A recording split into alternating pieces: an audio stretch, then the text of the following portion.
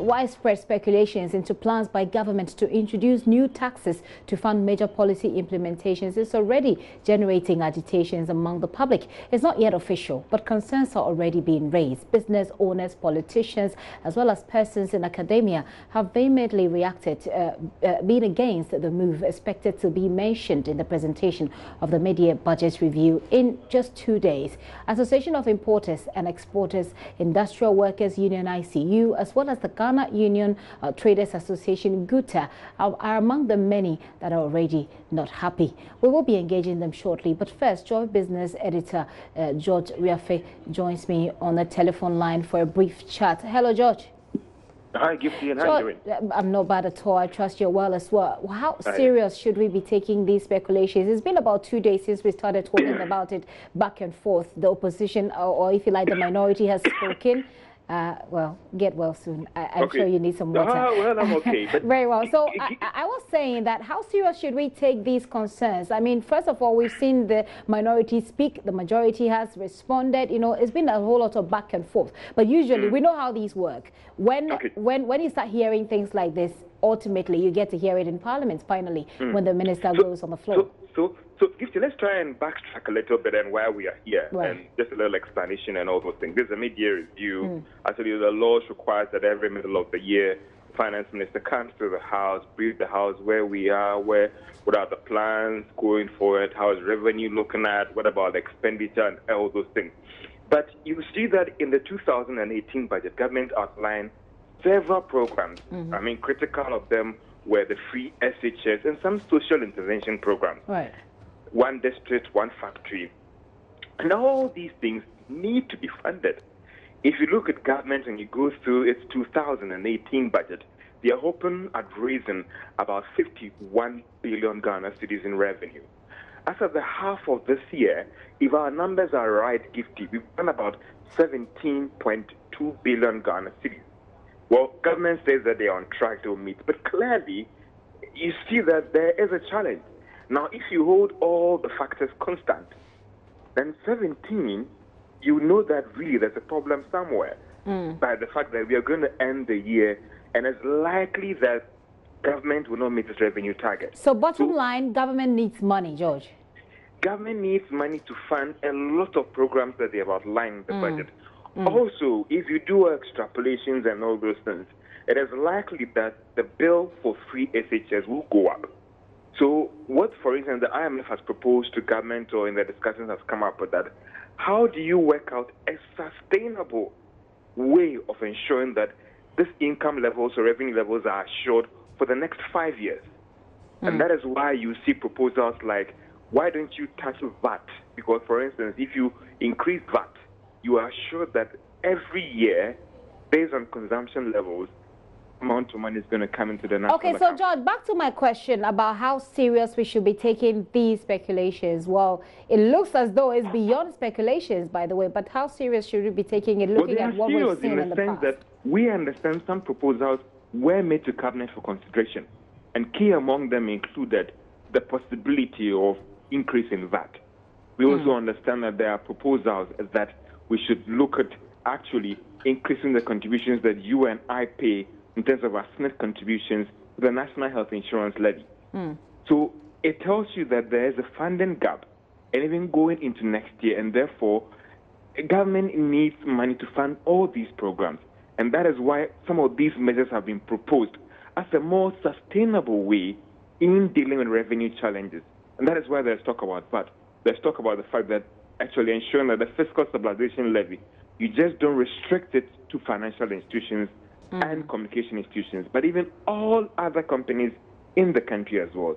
And when you touch on some of these areas, then you are sure that for the next 5 years, so every year, X amount of revenue is going to come in, and therefore you wouldn't be faced with a situation where revenue is not doing well and all those things, and you really have to come back to Parliament again to ask for approval. So in that case, George, do we know the areas, the specific areas that government seems to be targeting in what's retrospective right days? Now, as we speak right now, we don't know whether the special cabinet meeting has been completed. So we will all work with proposals that have been tabled.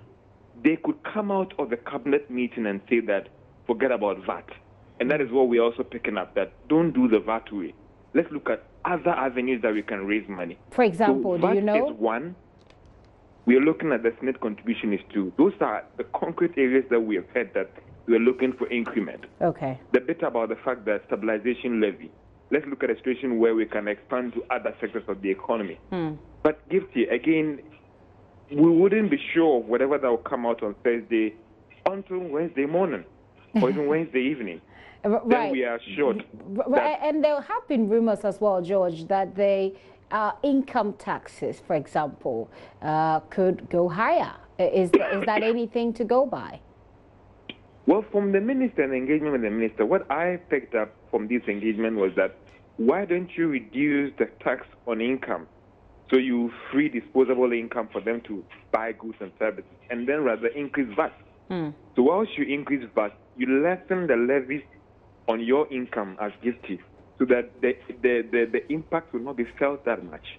Right. Well, that sounds like a good idea. But then what will be the implications if this should go through? Already businesses are complaining, and I have representatives of GUTA in the studio. We'll be talking to them about this. What are the implications in the business community? Well, obviously, if VAT goes up, VAT is seen as a consumption tax. So that is going to have an implication on the input cost of every business person. So, for instance, they'll give to you operate a catering service or a company like that, and you're going to buy your tomatoes, you're going to buy your rice and all the rest. Yeah. Since VAT has been placed on that rice, if it's like 20% of the value of that bag of rice, that price is going to go up. Now, I believe that gift to you are not a Christmas. Let me use that or not a Father Christmas. So, yeah, Father Christmas, but in this case, Mommy Christmas. You know, you're not going to absorb that cost. You want to pass it on to the consumer. So you're going to have a situation where general price levels of goods and services are going to go up. And again, that would have an impact on the cost of living of that individual. For that business person, already businesses are struggling, are complaining about the fact that their cost of production are going up. And therefore, this would actually complicate matters.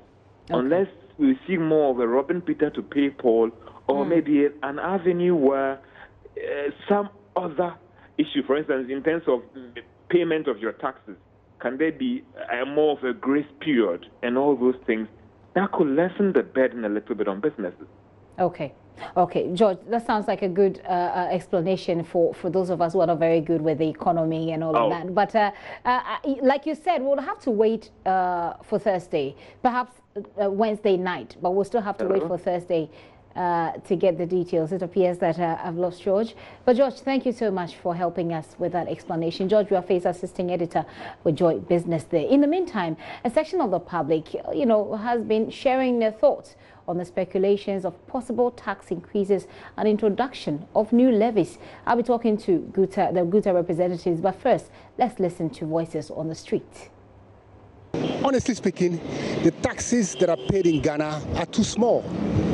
You see a taxi driver who's working, making cedis every day, and then comes to GRA to pay small tax. You see a commercial vehicle driver making millions of cedis every day, and then paying small tax every quarter.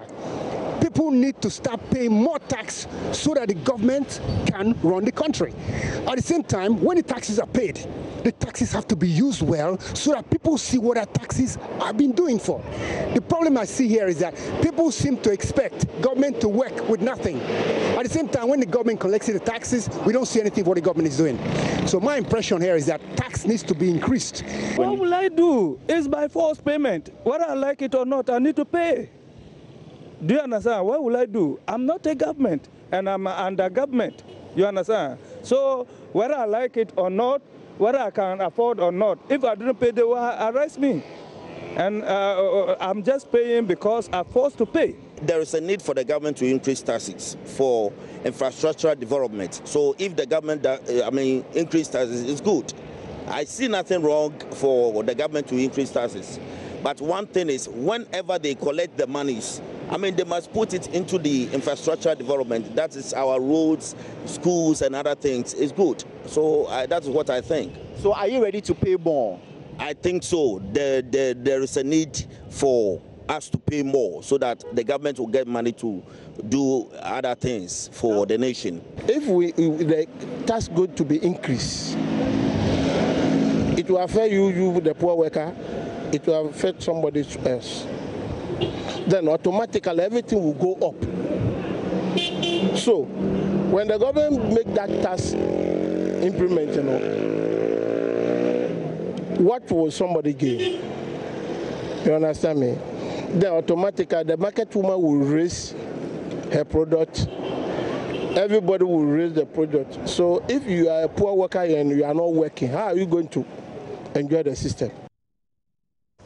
There's no doubt that if taxes are increased, everything else will go up. Our standards of living will go up. The members in the business society, or those who trade, they are one of the key groups who will be affected should this happen. Joining me in the studio is Dr. Joseph Owusu. He is president of the Ghana Union of Traders Association. Sir, thank you so much for your time this afternoon.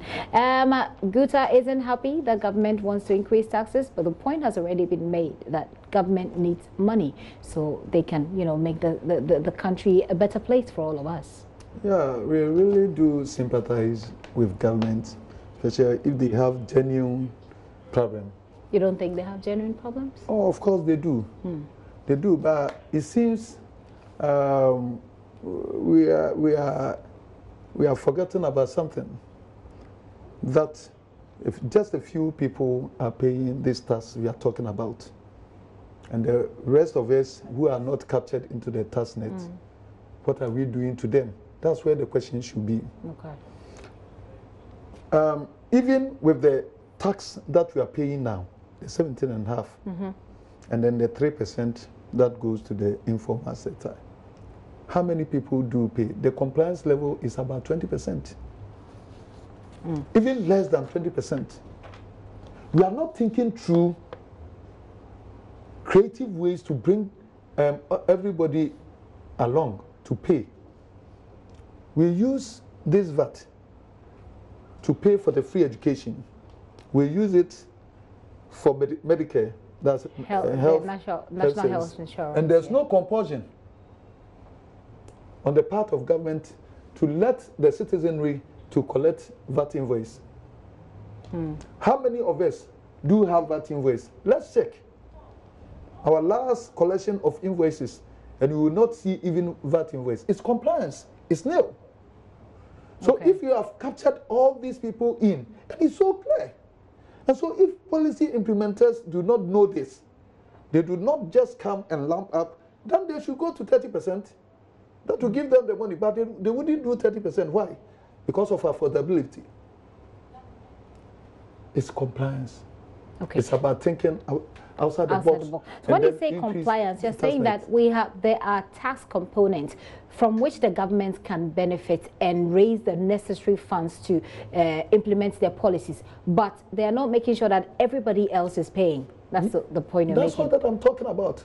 Even the income tax and all that, we gave an idea that the tax net is captured only at the areas like the formal sector, the formal sector, and then even where it's visible like Abusu, Okanshi, and all that, the outskirts and all that are not captured in. The tabletops are not captured in. And then we said that we should do something like a consumption tax, not the form of a VAT. We discussed this with the former government. Okay. And then we said that let's do a simplified method that will incorporate income tax and VAT.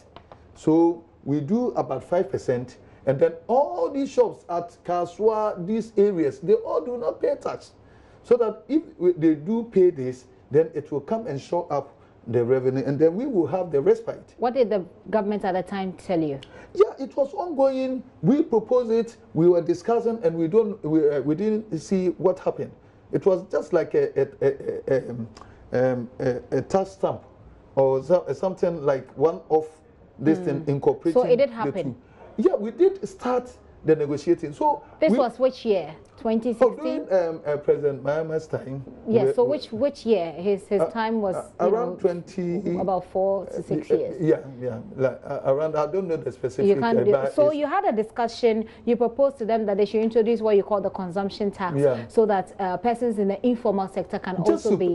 to spread the net. Involved, so they pay their taxes. Exactly. Have you made any such proposals to the current administration and the yeah, we have the persistent economic dialogue for which I am represented, and I've even demanded a tax map from the GRA, and I'm not having it. Well, how will the tax map help? help? Tax map means that we should be by now know that the areas that people pay tax, where they do not pay tax, where they pay, they can do even better, and all that in the form of graph or something of sort. We do not have to do the work for the implementers. It's very pathetic. The money is there. Let's think outside the box. Now we are saturated. The few of us who are paying the tax are saturated, and we can't go beyond our limit to pay anything. Cumulatively, what we are talking about now is simply duty, because the VAT that we pay at the port is non-refundable. So you are paying it parallel to the duty, and cumulatively it's 45% if you are paying 20% duty. This one is 21, and cumulatively it comes to 45, plus other taxes, levies at the port, 18 of them. Then it comes to 57% of your import capital. Using it to clear your goods means that if you take $100,000 to ply your trade and bring goods, you are going to pay $57,000. It's about the highest in the whole world. And we are not going to accept it. Give me the figures again. You said that if you take, what was the figure you mentioned again? Because of the coming of the sea. Yes, I mean, that makes it very practical for people to understand. So say it for me again. So what I'm saying is that if you pay duty for 20%, and most of our duty is 20%. No, I want you to give me the example. That if you mentioned a certain amount, that if you took that amount to buy stuff and bring them in, $100,000 to buy your goods, then you pay how much? Then they will let you pay 20% duty. On the 100,000. On the 100,000. After that, you pay the 17.5% on top of this 120,000, because cumulatively 20 plus 100,000 would have come to 120,000, and then they slap the 17% after this amount, and then cumulatively it comes to about 40%, 140,000. Before they will lump this other AU levy, ECOWAS levy, about 18 of them cumulatively is 50% of your import capital. So you'll be paying about 57% of your import capital.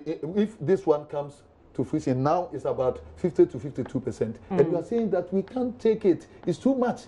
It's waning our capital. And that's all that we are saying. And we are giving suggestions, because we know that it's necessary for government also to get revenue. Money, right. Then we also suggested to government that if you are doing mid-year review, revision, we have 2 lines of item, income and expenditure. And now your income is saturated. You can't do anything about your income. Then you come to expenditure and prune it down. It's as simple as that.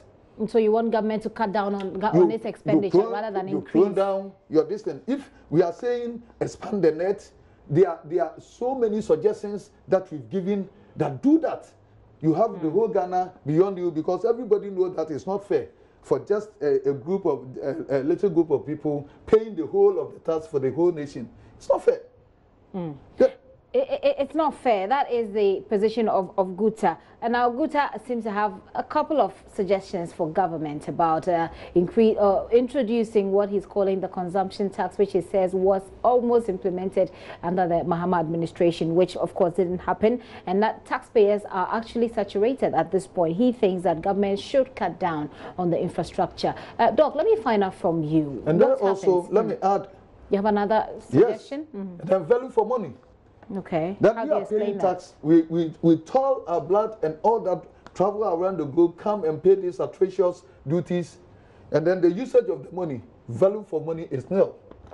That how many times do we not hear that a contract that would have costed $1 million is being given to somebody for $20 million?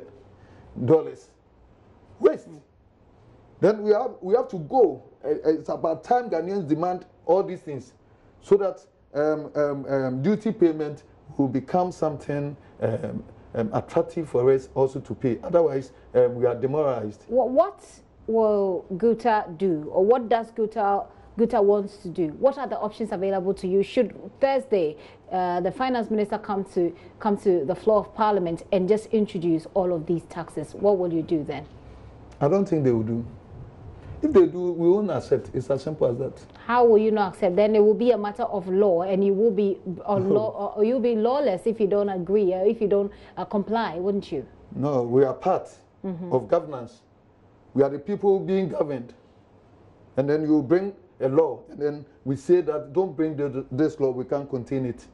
And we can show our voice in a manner that you will listen. How are you going to show? Oh, we haven't gotten there because this one we are talking around speculation. So let me not even talk anything because maybe the government even haven't thought of that. Because we talk, don't forget that this government is a listening government. Well, we've listened to the position of government. Exactly. We've raised these questions with them, and it doesn't look like there are no thoughts around increasing taxes. It looks like indeed there are. It is the specific areas that perhaps we are not sure of at the moment. Yeah, government have to be creative. You have to look around everywhere to get it. We have to support them, but where the people cannot contain and take it. For instance, you want to build roads. It should be so easy for you to add up to the road toll so that we use it, because road toll is very negligible. The 1 cedi and all that we pay, 50 pesos, can go to 1 cedi or 1.5, and people will understand. Because now there's no room in the budget with the introduction of the. But road users will also complain about raising that toll. Oh no, we're talking about road users. We are also road users. No, but then now what you're trying to do is shifting the focus on traders like yourself to something that everybody can be part of it, and it's road, but it's not something that is skewed to just about 15% of us. It's not fair. That's what I'm talking about. So we should look at the areas that is so easy, the top tax. If you can just put some negligible fractions there, you get it small here, you get it small here, where it will spread across. Then we'll be doing something. And then everybody will appreciate. Because you say that you are using it for their health, you say that you are using it for their roads, and they have your backing. And so back to my question, how will you protest? How will you register your displeasure should government go ahead to introduce these taxes? You know the methodology of Guta. We can do it if you want, but we don't want to get there. Tell us the methodology. What is the methodology? We are I don't want to say that we are pressure group. We are business people, but we are union, and a very solid union. Okay. Now there's an issue also coming, the CTN and all that. Government should take care with the implementation I want to take your final thoughts on the CTN before you go, but I want you to tell us what options you think are available to Guta. What will you do should government go ahead to We will dialogue with government as we've been doing. The finance minister is our friend. Don't forget that he visited our office on familiarity. No finance minister have done that. Okay. So we have some goodwill among ourselves. So we'll just talk with the finance ministry. We can even talk because the vice president even have invited us so many times to the economic management team. I believe that when some of these things have arisen, we will be called. So and then we'll make our case. But if all these things happen, we listen to what our masses and the masses or the mass of Guta members are rejecting any increment. And their voice is so clear if they want it to be heard. They're rejecting any increment whatsoever. And not any increment. That's not what you are saying. I mean, you are rejecting any increment in the VAT, for example. Oh, let them read it. At this moment, it becomes difficult for me to say anything. Then you are preempting. But should there be, you are rejecting it. Should there be any increases in taxes, you are rejecting it, right? We will call all, we are a democratic institution. Okay. We'll call our members from all Ghana in 2 weeks' time because we have issue pending with the CTN and all that. We are going to call a big conference. All of them are coming, and we take a decisive position. Speaking of the CTN, how far has it come with your expectations? Yeah, the CTN have been. You see, the CTN is dressed. It used to be ashy. We fought against it during the previous government. We fought against it. All the shops in Accra were dead. All the mega structures and all that, and they took it away after being maybe I don't want to use the word stubborn, but normally we engage with you, tell you our inputs, and say that because of this we can do it. So what are the outstanding issues the with Vice the President have, through his wisdom, suspended this program. Okay. On the 28th of May, only to resurface 2-3 days after being published that is going to be implemented the 1st of July. And I have the Vice President's letters here. Mostly, this program that they are coming, they say it's implementation. And they've implemented, they've done, they say it's experimentation. And they have experimented most of these things on us, on so many times. So it means that anybody comes and then you say that I think this one, this system will be good, and this thing comes, and you keep coming within a year. So with the announcement of the Vice, we have the CTN, we have the UniPass, we have Easy Pass, and all that. Then we are saying that this time, if you want to do it right. We put a cost to it, that it will going to create cost to the whole thing. They say that they suspended it, and when they brought it back, they said they are taking the cost element, and then it's experiment for 6 months. We are not even assured that after 6 months is going, the cost is still going to be eliminated. And then we are saying that we are using this for valuation purposes. If you are using this for valuation purposes, we don't have issue about that. But then let's use this. If it is a successful program, let's use it to solve every problem. Now, if the values come, this is what you say you want, because you are taking it from the source of the shipping. You are taking it from the shipper, so it makes you more comfortable. So when these values come, there are not going to be any discretions at the port. There shouldn't be anything like the so-called benchmark values and all that, so that you take the values sacrosanct as it is. And then we have easy access and all that. Then so that's what you want. Then we are saying that the duties that we are paying, as I told you before, is atrocious, over 50%. And then tax, if you want tax to be compliant, affordability. And we are saying that we are not going to do this in isolation. We are going to do this system until we have seen that duties have been reduced. We are saying that they should defer the CET. The CET until came, the duties are reduced. The CET came, and then it increased the duty rates by 100%. When we are paying 10%, it has come to 20%. And then this CET, if I have to explain to you, is for the... Let's wrap up on that. It's for parity to harmonize the West African trade, so that we all be at par. And then we are paying 20%, but the other variables, of course, changes. Whilst Nigeria is paying 5% VAT, we are paying 17.5%, non-refundable. It means that we have been certain Nigeria is paying cheaper, and then they are taking us out from the West African market. So you want something to be done about that? Exactly. So they should defer, and then if they want to do the CTN, it shouldn't be done in isolation. The duty rates should be also lowered, so that it moves smoothly together. Exactly. Okay, Doc, we say a very big thanks to you for coming to the studio. Thank you. By your time is so limited. Thank you so much. Dr. Joseph Obeng is the president of GUTA. Obviously, they're not happy about any expected increment, but they still want to wait for Thursday to see whether or not there will be any announcement of increases. But they do have issues with the CT and how things go at the port, which is obviously a different issue. They want both issues to be tackled so they can run smoothly.